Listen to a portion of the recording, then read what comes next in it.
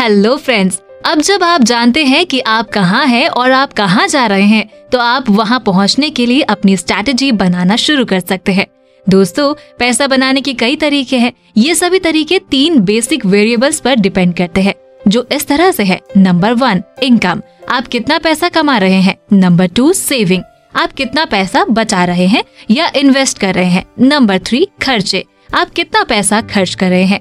दोस्तों, ये rocket science नहीं है। जितना ज्यादा आप अपनी सेविंग और इनकम में बढ़ोतरी करते हैं और जितना ज्यादा आप अपने खर्चों को कम करते हैं, आपके पास उतना ही ज्यादा पैसा होगा और आप उतनी ही जल्दी फाइनेंशियल फ्रीडम और फाइनेंशियल इंडिपेंडेंस के अगली लेवल तक पहुंचने में कैपेबल होंगे। ज्यादातर पर्सनल फाइनेंशियल एडवाइस के साथ समस्या ये है कि ये मेनली इन 3 वेरिएबल में से 2 पर ही फोकस करते हैं, मतलब अपनी सेविंग बढ़ाने के लिए खर्च कैसे कम करें। लेकिन अगर आप भी फाइनेंशियली सिक्योर रहना चाहते हैं, तो आपको ये समझना होता है कि आप एक सीमा से ज्यादा अपने खर्चों में कटौती नहीं कर सकते हैं और इसमें कोई फर्क नहीं पड़ता कि आप कितनी बार कटौती करते हैं। आप जितना पैसा बचा सकते हैं वो आपके द्वारा कमाए गए पैसे से ज्यादा नहीं हो सकता है। लेकिन दोस्तों, यहाँ कुछ और जरूरी चीजें हैं जो ज्यादातर बुक्स और एक्सपर्ट्स बताने से चूक जाते हैं। पैसों को तेजी से बढ़ाने के लिए आपको तीनों वेरिएबल्स की कैपेसिटी को मैक्सिमम करने की जरूरत है।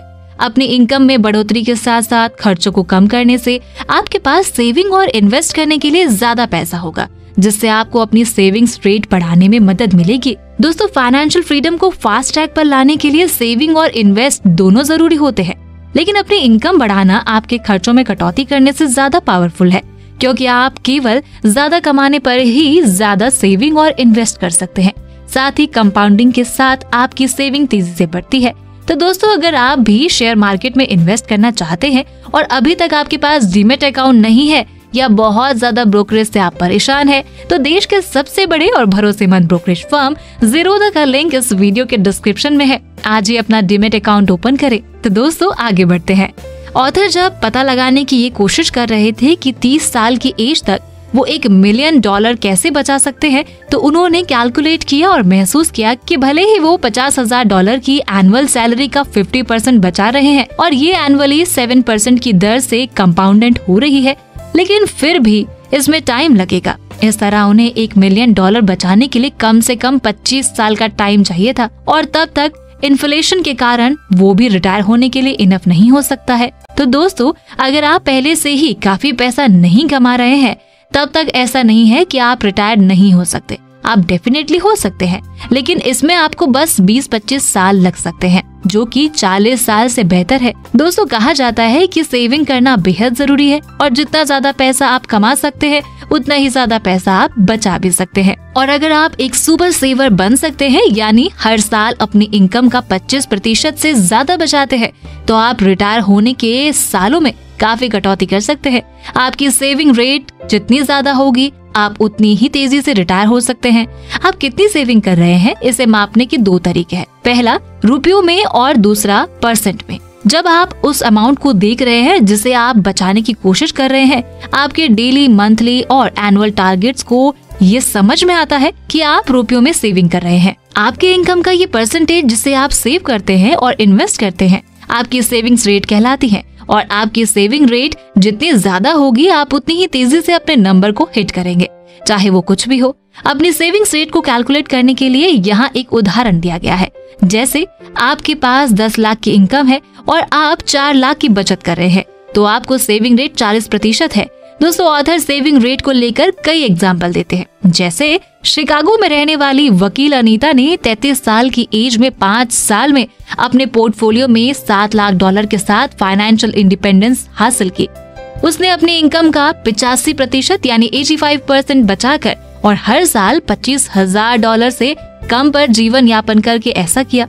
स्टीव और उनकी पत्नी कर्टनी ने अपनी नौकरी से हासिल किए हुए इनकम का 70% यानी कि 70% बचाया। वे $8 लाख बचाने में कैपेबल थे और दोनों 35 पर रिटायर हो गए। दोस्तों, अगर आप इस आइडिया को अच्छे से समझना चाहते हैं, तो आपको ऑथर आर पेले की book the science of getting rich जरूर पढ़नी चाहिए।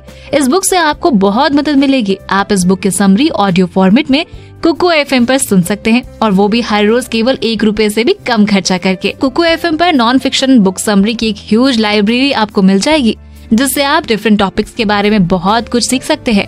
आपको बस इस वीडियो के डिस्क्रिप्शन में दिए हुए लिंक पर जाना है और GK50 इस कूपन कोड को अप्लाई करना है। लेकिन दोस्तों थोड़ा जल्दी कीजिए, क्योंकि आप में से सिर्फ 250 सब्सक्राइबर्स को ही ये 50% डिस्काउंट मिलेगा। तो अभी कुकू FM आप डाउनलोड कीजिए और बुक्स पढ़ने के बदले ऑडियो बुक सुनकर अपना टाइम, एफर्ट और मनी तीनों ही सेव कीजिए। क्रिस्टी और ब्रियॉन्स ने अपनी कंबाइंड इनकम का 70% बचाने के बाद $1 मिलियन से ज्यादा के साथ 32 पर रिटायर हुए। जेपी अपनी इनकम का 80 से ज्यादा बचाकर $2.5 मिलियन से ज्यादा के साथ 28 साल की एज में न्यूयॉर्क शहर में रिटायर हुए। ब्रैंडन अपनी इनकम का 85% तक बचाकर 34 साल की एज में ऐसा करने में कैपेबल थे। दोस्तों खुद ऑथर सेविंग करके और फिर अपनी फुल टाइम और साइड बिजनेस इनकम का कम से कम 60% इन्वेस्ट करके $1.25 मिलियन तक पहुंचकर फाइनेंशियल इंडिपेंडेंस हासिल कर पाए थे, जबकि हम में से बहुत से लोगों को इनकम का 50% से ज्यादा बचाने का आइडिया पागलपन लग सकता है। ये रियल में ज्यादातर लोगों के लिए पॉसिबल है अगर आप सेविंग और मेकिंग मोर मनी दोनों पर फोकस के इच्छुक है। जैसा कि दोस्तों हमेशा सेविंग को एक अपॉर्चुनिटी के रूप में देखना चाहिए, सेक्रीफाइस के रूप में नहीं। दोस्तों सेविंग का मतलब कमी नहीं होती, ये ऑप्टिमाइजेशन है। यहाँ तक कि अगर आप बहुत ज्यादा पैसा नहीं कमाते हैं, अगर आप जितना पॉसिबल हो सके अपने खर्चों को कम कर सकते हैं और अपनी सेविंग रेट बढ़ा सकते हैं, तो आप बहुत पहले रिटायर हो सकते हैं, वरना नहीं। हालांकि ऐसा करना मुश्किल है। वैसे छोटे मोटे काम करने वाले लोगों की अविश्वसनीय कहानियां हैं, जिन्होंने जल्दी फाइनेंशियल इंडिपेंडेंस के लिए अपना रास्ता खोज लिया। दोस्तों आपके द्वारा बचाए गए हर 1% से भी फाइनेंशियल इंडिपेंडेंस तक पहुंचने के लिए आपका जरूरी टाइम कम हो जाएगा। याद रखें कि 65 की एज से पहले किसी भी टाइम रिटायर होना अर्ली रिटायरमेंट है। इसलिए अपने रिटायरमेंट से 1, 2, 5 या फिर 10 साल की कटौती करना एक अविश्वसनीय उपलब्धि है। दोस्तों पैसा कमाने के तरीके के बारे में अनगिनत किताबें, लेख, केस स्टडी लिखी गई है। अमीर एक साधारण कारण के कारण अमीर हो जाते हैं। वे जितना पॉसिबल हो उतना पैसा बनाने और बचाने के कई तरीके का फायदा उठाते हैं।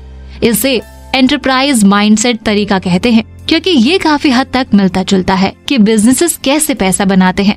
बिजनेस का सिंपल रूल है, सेव एंड ग्रो मनी। अमीर पैसा या टाइम बर्बाद नहीं करते हैं। अमीर लोग पैसे को लिमिटेड रिसोर्सेज के रूप में नहीं देखते हैं कि उन्हें ज्यादा मेहनत करने की जरूरत है, जिस तरह से ज्यादातर लोग सोचते हैं। लेकिन वे ज्यादा से ज्यादा पैसा कमाने और जितना पॉसिबल हो सके मेक मोर मनी के हर अवसर का फायदा उठाते हैं। खर्चों में कटौती करके, अपनी फीस कीमतों को ऑप्टिमाइज करके या फिर अपने टैक्स को कम करके, मल्टीपल इनकम सोर्सेज डेवलप करके और जो भी दूसरे तरीके वे ढूंढ सकते हैं उनका इस्तेमाल करके वे अपने टाइम के हर मिनट, हर घंटे जितना पॉसिबल हो उतना पैसा बनाने पर फोकस करते हैं। दोस्तों एलॉन मस्क दुनिया के सबसे अमीर शख्स है। प्रेजेंट में एलॉन मस्क की कुल संपत्ति $218.3 बिलियन के करीब है। एलॉन मस्क हर घंटे में 347 करोड़ रुपए कमाते हैं। वहीं भारत के सबसे अमीर शख्स मुकेश अंबानी हर घंटे 50 करोड़ रुपए कमाते हैं। तो दोस्तों बाकी की बातें टू बी कंटिन्यूड। ये बातें मैंने आपको द फाइनेंशियल फ्रीडम बुक से बताई है, जो डिटेल में सिखाती है कि हम अपने पैसे को कैसे मैनेज कर सकते हैं, वो भी लाइफ को एंजॉय करके। सो आप ये सारी बातें सीखना चाहते हो तो डिस्क्रिप्शन में जाकर बुक खरीद सकते हो। और अगर आप इसी बुक पर अगला पार्ट देखना चाहते हो तो मुझे कमेंट करके जरूर बताएं। दोस्तों वीडियो पसंद आया तो लाइक का बटन जरूर दबा दे और हमसे जुड़ने के लिए एफर्टलेस जीके को इंस्टाग्राम पर जरूर फॉलो करें और ऐसे ही काम की बातों के लिए चैनल को सब्सक्राइब करें और साथ ही डिस्क्रिप्शन में दिए हुए लिंक से ज़ीरोधा या अपस्टॉक से अपना डीमेट अकाउंट ओपन करना ना भूलें।